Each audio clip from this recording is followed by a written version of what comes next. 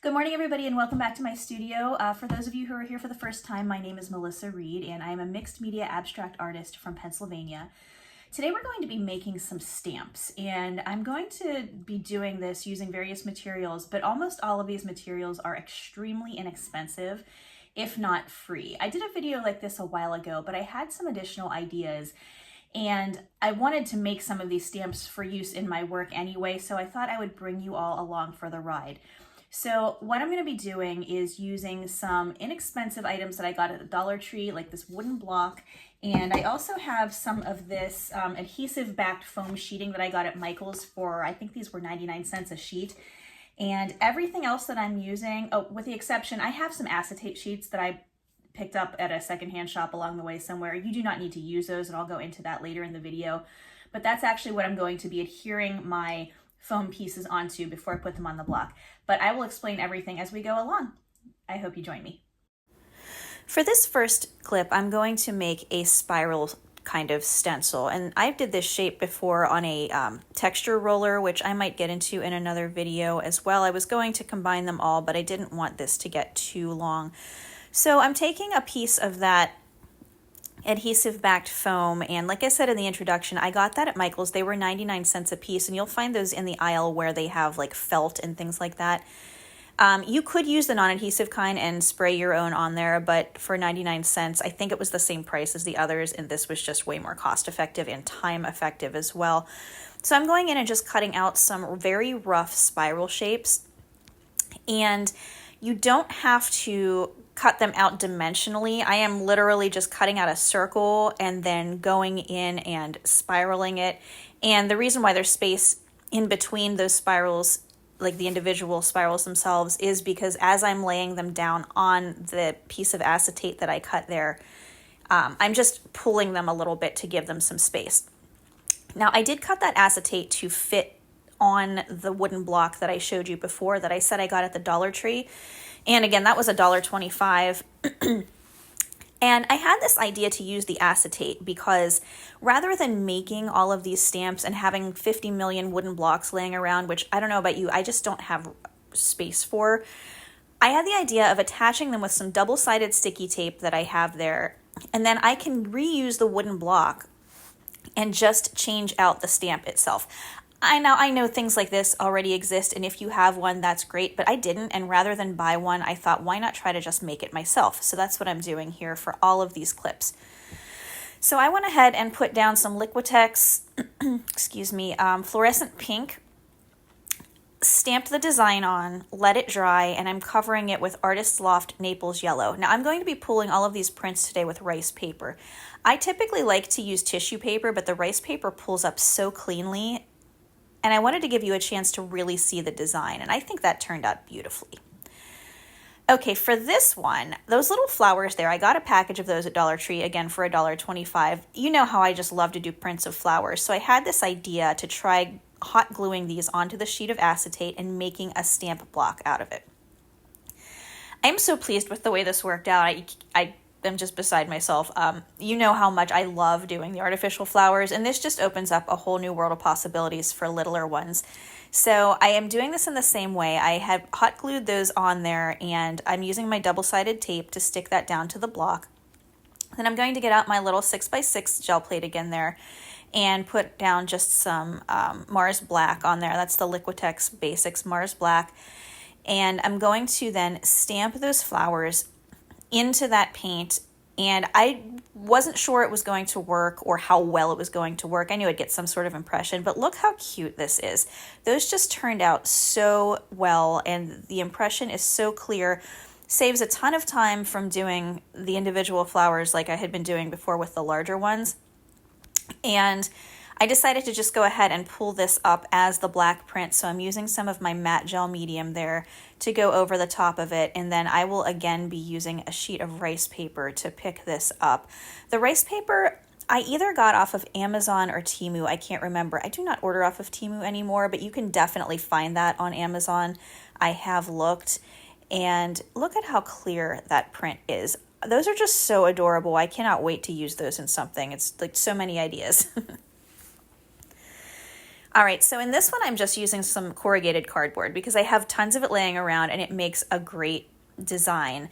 Now, you can just use sheets of the cardboard by itself to get a print. You don't have to necessarily mount it on anything, but for the sake of this experiment today, I am. And what I'm doing here is just cutting pieces that fit onto that little piece of acetate, and I'm very loosely like replacing them on there, not necessarily right next to each other, but just to create a design. And all I'm going for here is to get a nice textural design, which of course this cardboard does. I'm sure you've all used it before.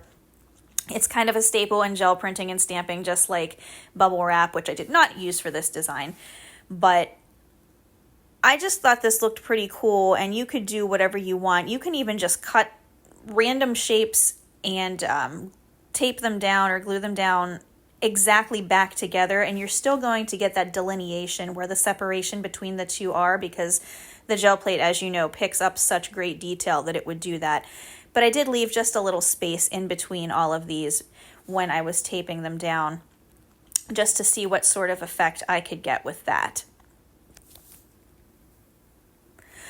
Incidentally, that tape came with the sets of, you know, those little 6x6 cradled boards that I always talk about that I use. It came with that. It's like a mounting tape, but you don't have to use that kind. You can use whatever double-sided tape you have, or you could even put some glue down on there, whatever you've got available. I always try to use what I have on hand rather than buying a bunch of specialty items, because you really just don't need to. So I wanted to do this with the black again too. When I'm testing out stamps, I often do just use black because you can get the contrast lets you really see the design that maybe some other colors wouldn't, but I will definitely be using these with all sorts of different colors. One of the benefits of doing it this way is if you are looking for a specific type of texture or pattern for a specific project that you're doing, you can very quickly make these, and you know, they're inexpensive. So if you only need it that one time, you don't have to feel bad about not keeping it around. I picked that up with a little bit of light pink, and you can see there it gave a really great texture. Okay, for this one, I cut another piece of acetate there, and I am using just a piece of that foam, and I'm cutting very, very thin strips, and I'm going to go ahead and adhere those down. I like stripes a lot. It's something that I use a lot in my collage work, and I typically just do black and white, and I'm going to do them in black here just to get the idea of them.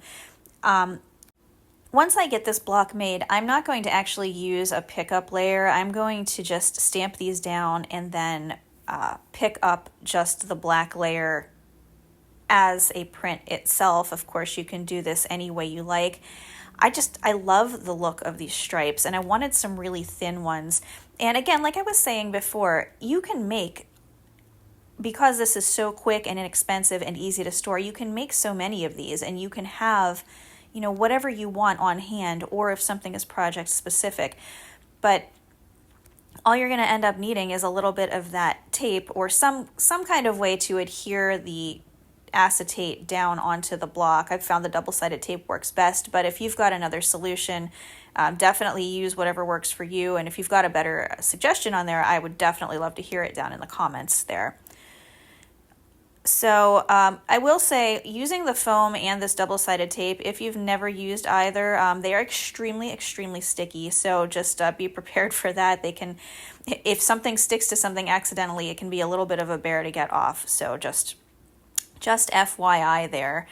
So I'm going to go ahead and put down a little bit more of my Mars black there. I really like that black. It's a nice color for picking up prints. You can really see what you're doing because it has such a concentrated pigment. You can see the little marks there that it's making, and I really, really love those. And because I am pulling this right now, the paint is still wet, and I'm going to go in and be able to just get a really lovely print.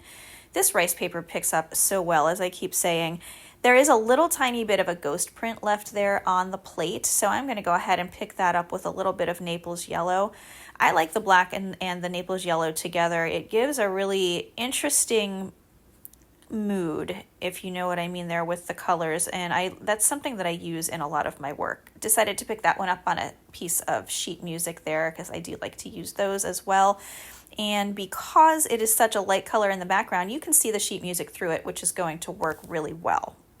Okay, for this next one, I had some artificial maple leaves around, and I wanted to see what kind of a print I would get by making one of these plates out of that. I knew it would give me something, I just wasn't sure exactly how clear it would be. So I'm only using one. You could, of course, make this as large as you wanted and use as many. I am taping it down so that the vein side is up so that you're going to be able to get all of that texture in there. And I'm going to adhere that to the plate. With this one, I'm going to do something a little bit different though. I'm going to be using some more of the black paint because, again, I think it just gives the nicest texture when you're looking for a really high contrast print, especially as a test print here, which is what I'm doing. And I'm just going in and doing a very abstract series of layers of the leaf on there. And I'm using some just traditional kind of fall colors there. I've got a yellow and I've got a fluorescent red and an orange there, and I'm mixing those colors directly on the plate. I typically don't do a lot of the mixing on the plate, but you can get some interesting textures, and I thought it would work really well for this print, especially since it's just a test. I kind of wanted to see what would happen with it. And again, I'm pulling that up with a sheet of the rice paper there, and you'll see it really turned out kind of interesting. You can still see the leaves, but it is very abstracted, and with the colors, I mean, it really does suggest the leaves, and I like the way that turned out a lot. It just opens up a lot of different possibilities for all sorts of different things that you could possibly do. Okay, for this one, I'm using some actual garbage, which is kind of fun. That's an old granola bar box that I pulled out of my recycling bin. And I'm doing this to prove a point here that you do not need to use the acetate. You can just use, if you have some sort of backing sheet, that's really all you need here to adhere to that block. I just wanted something a little bit heavier, so I'm using the chipboard of that granola bar box. And what I'm going to do is just do a very, very simple pattern. And what I'm doing is cutting this out of regular paper there. This is actually mixed media paper, which has about the stiffness of like a cardstock. You wouldn't even have to use that. You could literally use any kind of paper that you had laying around. The thicker it is, the more it's going to stand out, but you will still get a print even if you used thin paper on there. It's just the colors are going to be much more similar for the background and the stamp items, but you will still get a delineation there just because of the way the gel plate works. So I'm just taping those pieces down there on top of that chipboard, and again adhering it to my wooden block there. This time I'm going in with Winsor & Newton Winsor Blue as my first layer color there, and then I'm just going to take that stamp that I just made and lay it down right on the plate there. So you wouldn't even have to use a wooden block. I'm showing you how easily that works there. It is not a super perfect print, but that's never what I'm going for anyway. So depending upon your purposes, this might be something you would want to try for absolutely free. I'm laying down a yellow there to pick this up again with my rice paper. I really like the way that yellow and the blue work together. And we're going to get a nice clear print here, literally that I made out of just garbage. So you can see how many possibilities that you have here with all of these different techniques to make your own very project specific stamps that you can keep around, or you can just do one-offs, especially with the chipboard and paper one. I mean, that was so quick and easy to make. You aren't going to feel bad about getting rid of it if you don't think you'll use it again. But look at all these different designs that we made for very little money. I love doing projects like this with you guys, and I'm always interested to hear what you have to say. So let me know if you've done any of these or have any suggestions. And don't forget to thumbs up the video on your way out, and go ahead and subscribe if you'd like to see more of my work. I put out a new video every Friday morning at 10 a.m. Eastern Time, and I usually put out a short video throughout the week as well. But thank you all for stopping by. I appreciate each and every one of you, and you have a wonderful week.